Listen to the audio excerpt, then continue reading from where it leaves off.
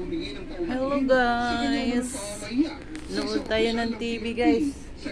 Nood tayo ng balita kung ano ng buhay sa mundong ito.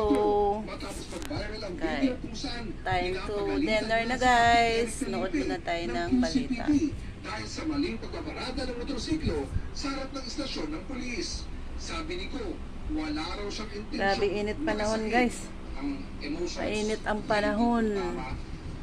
Kaya ka-electric fan tayo araw-araw. Pero time to watching TV guys. Balita. Kung anong balita ngayon. Kasi guys, tagal ko na hindi nakapanood ng TV. Kala ko, binuksan ko yung TV namin guys. Kala ko sira na.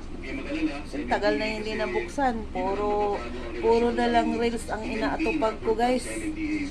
Nasa cellphone na rin ako nanonood guys. Sa totoo lang. Public service continues. Pero sana daw ay isaalang-alang din nila to. Ano na rin manood sa TV guys. Nakakatamad.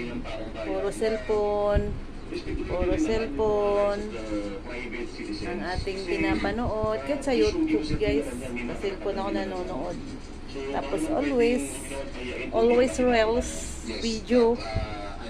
Mag-isip-isip kung anong dapat i-video. Thank you guys.